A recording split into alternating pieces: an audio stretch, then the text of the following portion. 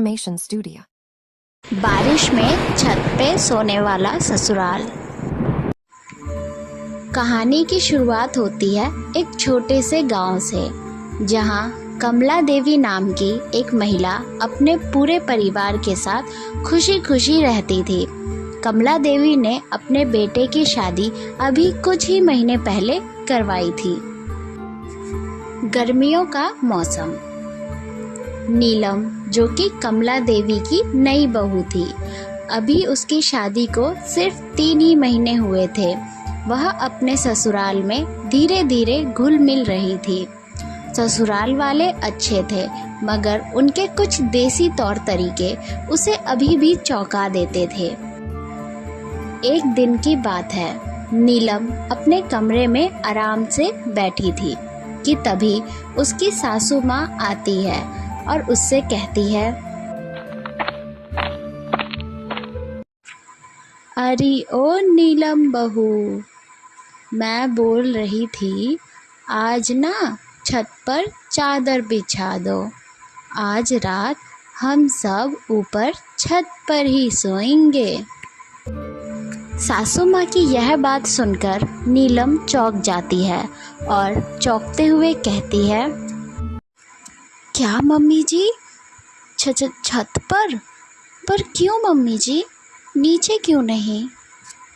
नीलम की यह बात सुनकर उसकी सासू माँ मुस्कुराते हुए उससे कहती है, अरे बिटिया, मैं इसीलिए कह रही हूँ क्योंकि आज मौसम बहुत अच्छा है। ठंडी ठंडी हवा चलेगी और नीचे तो उमस है, ऊपर मज़ा आएगा। तुम सो के तो देखो। तभी राजू, जो कि नीलम का पति है, वहाँ आता है और धीरे से नीलम के कान में कहता है, अरे नीलम, यहाँ गर्मियों में सब ऐसे ही करते हैं, रोज़ रात को छत पे सोते हैं।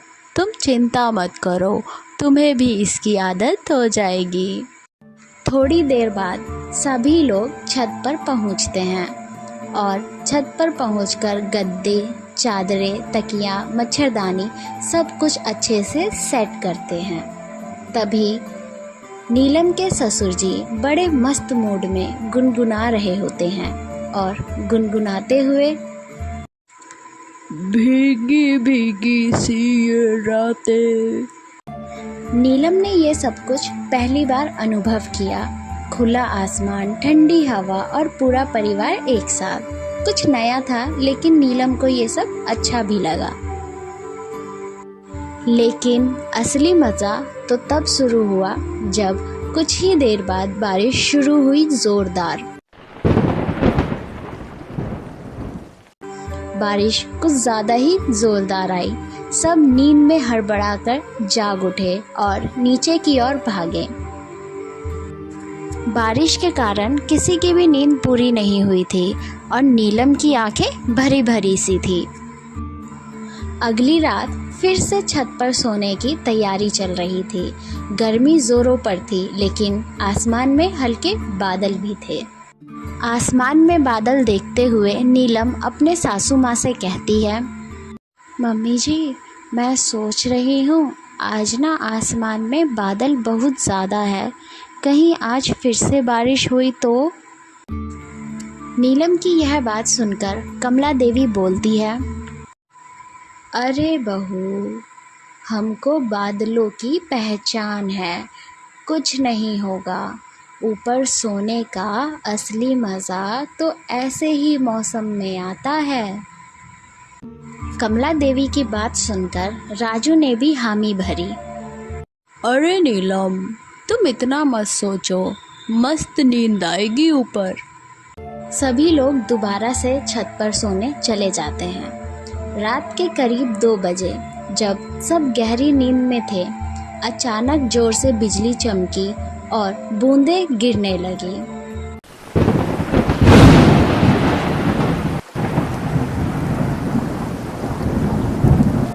बारिश होता देख गुड़िया चिल्लाती है, बचाओ। मोहित उठो जल्दी, जल्दी जल्दी मच्छरदानी समेटो। नीलम जल्दी उठो, जल्दी जल्दी उठो और चादर समेटो। हमारे सारे तकिए भीग गए। बारिश से ज़्यादा ससुर जी को उनको अपने तकिए की ज़्यादा चिंता थी। सब लोग जल्दी जल्दी सभी सामान को समेटते हैं और जल्दी से नीचे की ओर भागते हैं। सभी सामान इधर से उधर, चप्पलें गुम, मोबाइल गीले और आधे सामान तो छत पर ही रह जाते हैं। सभी लोग बारिश में भीग जाते हैं और जल्दी जल्दी सीढ़ियों से नीचे आते हैं। नीचे आते ही बिजली गुल थी और फिसलन अलग थी और इसी में ससुर जी तौलिया ओढ़कर बैठ जाते हैं। सीढ़ियों से जल्दी जल्दी नीचे आने के चक्कर में सीढ़ियों में फिसलन थी, जिसके कारण राजू फिसल जाता है और कहता है, नीलम तू तो ठीक है ना? हाँ मैं तो ठीक हूँ, लेकिन मेरी चूड़ियाँ टूट गई। नीलम की यह बात सुनकर सासू माँ अपना चेहरा पोंछते हुए कहती है, अरे बहू, मेरी तो बिंदी माथे से कान तक चली गई। अगले दिन सुबह होते ही पूरा घर जैसे तूफान के बाद की तस्वीर लग रहा था। बिस्तर धुले, कपड़े सूखने डाले गए और सबसे ज़्यादा चर्चा इस बात पर हो रही थी कि अब कोई भी छत पर नहीं सोएगा जब तक बादल ना हटे। लेकिन कुछ ही दिनों बाद फिर गर्मी बढ़ गई और फिर से वही बहस शुरू हो गई, छत पर सोने की बहस। नीलम बहू, क्या लगता है तुम्हें, क्या आज हम छत पर सो सकते हैं? सासू माँ की यह बात सुनकर नीलम मुस्कुराती है और मुस्कुराते हुए कहती है, माँ जी, अगर छाता साथ लेकर चले तो मैं तैयार हूँ छत पर सोने के लिए।